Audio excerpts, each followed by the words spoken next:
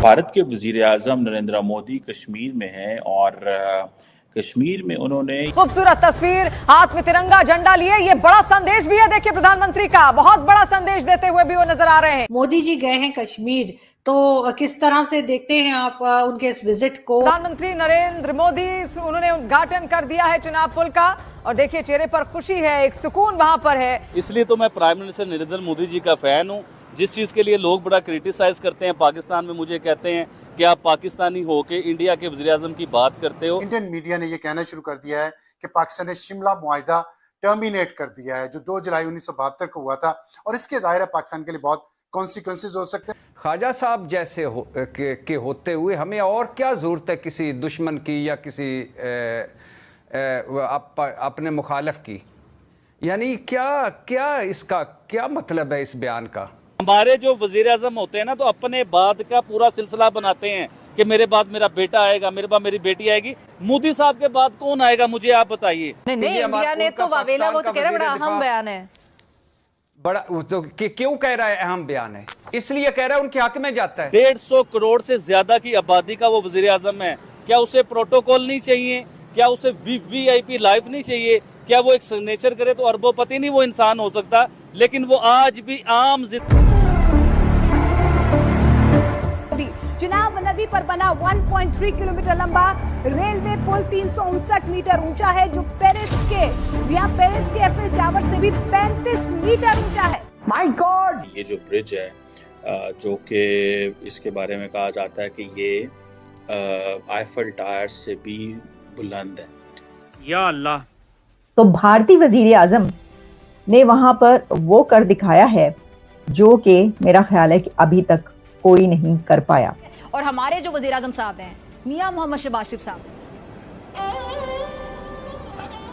देखें कि beggars can't be choosers, please understand that. हमें अपनी कौम का पेट पालना है, खुदा की कसम खा के कह रहा हूं। कह सकते हैं आप, मुझे बताएं। अफसोस आता है, शर्म आता है। फौजियों के ग्रुप ने जम्मू से श्रीनगर जाना होता था, उसको 12 घंटे लगते थे, लॉजिस्टिक कन्वाय एक्सेट्रा 12 से 16 घंटे भी लग जाते थे। लेकिन अब इस ब्रिज की वजह से तकरीबन 3 घंटे में ही सफर हो सकता है। क्या यही वो पाकिस्तान है जो अल्लाह के नाम पर वजूद में आया था? क्यों यहाँ पर देने वाले कम और लेने वाले हाथ ज्यादा होते चले गए? कौन इसका जिम्मेदार है? किससे सवाल किया जाए? कौन दे? जय हिंद दोस्तों, हमारे चैनल में आपका स्वागत है। दोस्तों, प्राइम मिनिस्टर नरेंद्र मोदी ने शुक्रवार को विश्व के सबसे ऊंचे रेलवे पुल चिनाब ब्रिज का भव्य उद्घाटन किया। यह पुल जम्मू कश्मीर के सियासी जिले में चिनाब नदी पर स्थित है और अपनी भौगोलिक और तकनीकी विशेषताएं के कारण दुनिया भर में चर्चा का केंद्र बना हुआ है। दुनिया के सबसे ऊंचे रेलवे पुल का उद्घाटन करना केवल देश को बड़ी सौगात दी, बल्कि पाकिस्तान और चीन को भी एक कड़ा संदेश दिया। उद्घाटन के दौरान प्राइम मिनिस्टर मोदी हाथ में तिरंगा लेकर चिनाब ब्रिज पर चहलकदमी करते नजर आए। हाथ में तिरंगा लेकर पुल पर चलना कोई सामान्य राजनीतिक इशारा नहीं था। यह संदेश था कि जम्मू कश्मीर भारत का अभिन्न और कोई भी ताकत इसे भारत से अलग नहीं कर सकती।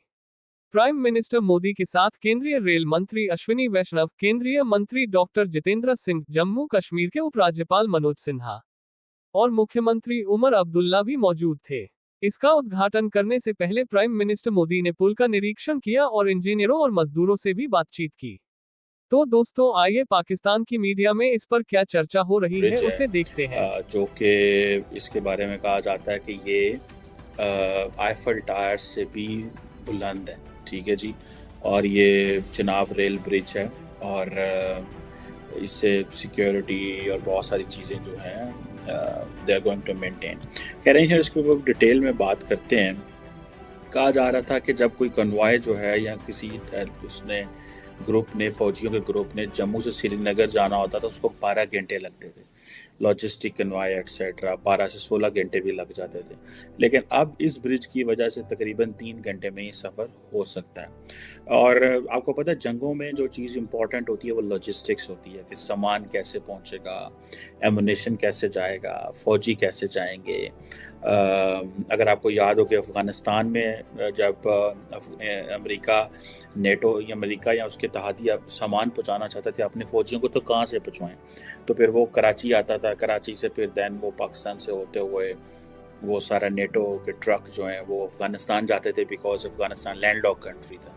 यही वजह है कि कश्मीर जो है उसको नरेंद्र मोदी जो है और इंडियन गवर्नमेंट ने इसको लिंक कर रहे हैं, कनेक्ट कर रहे हैं दुनिया के साथ और अपने इलाके के साथ वो कनेक्ट कर रहे हैं। ये वो चीज़ें ज़ाहिर बात है जिससे कश्मीरी जो हैं वो इम्प्रेस होंगे। अगर वहाँ पे इंफ्रास्ट्रक्चर जाता है, पैसा जाता है, कारोबार जाता है, बिजनेस जाता है।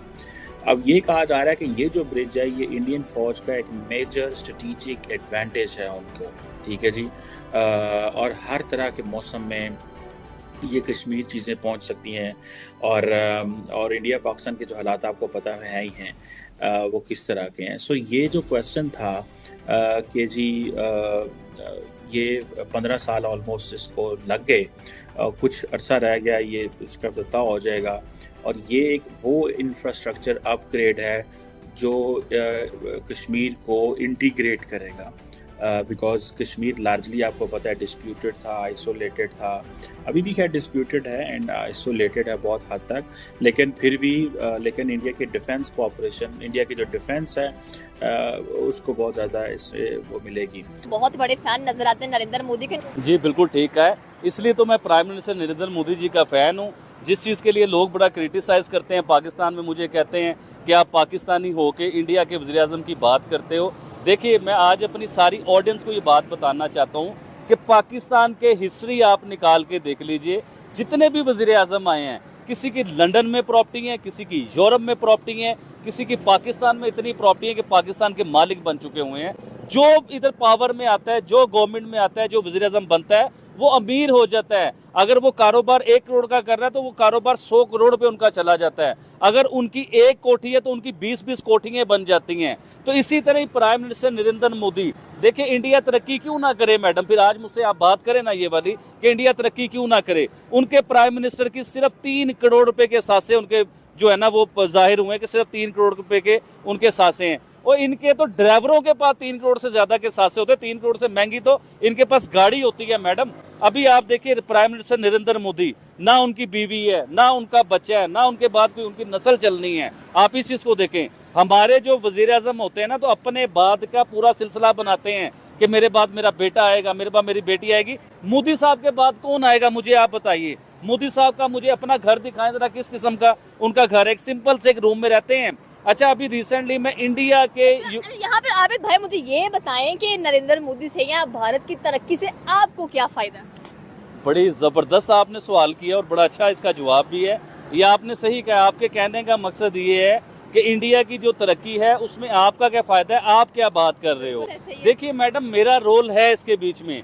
आज मैं ये बात करूँगा तो मेरी अवाम में शऊर आएगा ना कि देखिए एक सिंपल इंसान वज़ीर-ए-आज़म है, 150 करोड़ से ज़्यादा की आबादी का वो वज़ीर-ए-आज़म है। क्या उसे प्रोटोकॉल नहीं चाहिए? क्या उसे VIP लाइफ नहीं चाहिए? क्या वो एक सिग्नेचर करे तो अरबोपति नहीं वो इंसान हो सकता? लेकिन वो आज भी आम जिंदगी जी रहा है। ये तो आप प्राइम मिनिस्टर नरेंद्र मोदी साहब की बात कर रहे हैं मैडम। आप आइए योगी जी के पास। योगी जी की सगी बहन जो CM है, पिछले 10 सालों से CM है, वो अपने यूपी के जो है ना, वो यूपी भी पाकिस्तान जितना यूपी है उसके CM है। उत्तर प्रदेश की आप बात करें, वहाँ के CM हमें योगी आदित्यनाथ नजर आते हैं। कह लेंगे जहाँ पर वुमेन एम्पावरमेंट, पॉवर्टी, गुर्बत आपको नजर नहीं आती, 0% नजर आएगी। लेकिन सवाल फिर वही यहाँ पर आता है कि पाकिस्तान में क्या कमी है जो आप कहते हैं कि आप बहुत बड़े फैन नजर आते हैं नरेंद्र मोदी के, योगी जी के, या कह लेंगे भारतीय सरकार उनकी जमहूरियत से बड़ा आपका लेके लुत्फानंदोज होते हैं। चले मैं आज जबरदस्त बात करता हूँ। आज मैं आता हूँ फैमिलीज के ऊपर। आप इमरान खान साहब की फैमिली निकाल के देख लीजिए, उनके बहन और भाई क्या कर रहे हैं। आप प्राइम मिनिस्टर जो है शहबाज शरीफ साहब, इनके भाई बहन, उनके भतीजे भांजे, उन्हें आप निकाल के देख लीजिए। इसी तरह जरदारी साहब की आप फैमिली निकाल के देख लीजिए। इसी तरह इंडिया में आप आ जाएं, जो इस टाइम इंडिया के वज़ीर-ए-आज़म हैं, उनके बहन भाइयों के पास क्या प्रॉपर्टीज़ हैं और उस वज़ीर-ए-आज़म के पास क्या प्रॉपर्टी है। इसी तरह आप योगी जी आदित्यनाथ जो हैं, इनकी आप आ जाएं। इनकी तो बहन आज भी जो बड़ी मशहूर थी, जो आपने सुना होगा कि वो फूलों की दुकान चला रही हैं, लेकिन ऐसा नहीं है। एक छोटा सा जो पठारा टाइप एक दुकान होती है ना, जिसे आप छोटी सी दुकान कहते हैं, चाय की दुकान आप कहते हैं, जिसमें आप बिस्किट वगैरह ऐसी चीजें होती हैं। चाय का ठेला बेसिकली कहते हैं कि जो लगाया जाता है। आज वैसे भी भारत में चाय वाले बड़े फेमस है। आप मुझे ये बताएं, भारत को अपना दुश्मन समझते हैं आप? इंडिया लगता है आपका दुश्मन है पाकिस्तान का? नहीं है दुश्मन हमारा। तो फिर हम उन्हें दुश्मनी क्यों लेके बैठे हुए हैं, क्यों कहते हैं कि वो हमारा सबसे बड़ा दुश्मन है? नहीं, मैं नहीं कहता। आप नहीं कहते वो दुश्मन है? आपको लगता है कि भारत दुश्मन है हमारा? नहीं है। मतलब यहाँ की आवाम भी कहती है कि भारत हमारा दुश्मन नहीं है, और स्पेशली अगर आबिद भाई की बात की जाए तो वो भी कहते हैं कि वो हमारे दुश्मन नहीं है, वो उनके बहुत बड़े फैन नजर आते हैं। आदित्य योगीनाथ की भी उन्होंने बात की, उसकी बहन का भी जिक्र किया। चलिए मुझे ये बताएं कि अगर हम लोग एजुकेशन की बात कर लें या कह लें कि अगर हम लोग एग्जाम्स की बात करें, तो आपको क्या लगता है कि नरेंद्र मोदी ने क्या कुछ करवा दिया एग्जाम्स के अंदर, या उत्तर प्रदेश की बात करें अगर तो? जी मैडम, आपने बड़ी ज़बरदस्त मुझसे सवाल किया। पाकिस्तान में जो स्टडी का लेवल है ना, जो क्वालिटी ऑफ स्टडी है हमारे पास, उसके बारे में मैं आपको बताना चाहूँगा। पाकिस्तान का बच्चा मैट्रिक करता है, मैट्रिक के बाद एफए करता है, एफए करने के बाद वो ग्रेजुएशन करता है या कोई कोर्सेज करता है या एमबीए करता है या इंजीनियर्स बनता है। इंडिया का सिर्फ एक डिपार्टमेंट की मैं बात करने लगा, उनका आईआईटी, इन सबको मट्टी कर जाता है। वो इतनी बड़ी उसके बीच में पावरफुल टेक्नोलॉजी लेके आए हैं, इतनी बड़ी क्वालिटी लेके आए हैं उसके बीच में कि पाकिस्तान का सब वो मट्टी कर जाता है। तो देखिए, हमें अपनी क्वालिटी ऑफ एजुकेशन पे बड़ा काम करना पड़ेगा, अपनी डेवलपमेंट पे हमें बड़ा काम करना पड़ेगा, अपने मुल्क को ऊपर लाने के लिए हमें बहुत कुछ करना पड़ेगा। देखिए, कब तक हम इंडिया इंडिया इंडिया करते रहेंगे या कब तक हम इंडिया के साथ कंपेयर करते रहेंगे? कंपैरिजन तो मैंने अपनी हर वीडियो में बताया कि इंडिया के साथ हमारा कंपैरिजन खत्म हो चुका हुआ है। पाकिस्तान में बड़ा फेमस नजर आता है आबिद भाई, कभी पनामा लेक्स, कभी दुबई लेक्स, कभी कुछ लेक्स, कभी कुछ लेक्स। आज तक आपने सुना हो भाई मोदी का कोई चीज लीक हो रही है, आदित्य की कोई चीज लीक हो रही है, जयशंकर की बात करते चलते हैं। उस बंदे ने कहा है बड़े जबरदस्त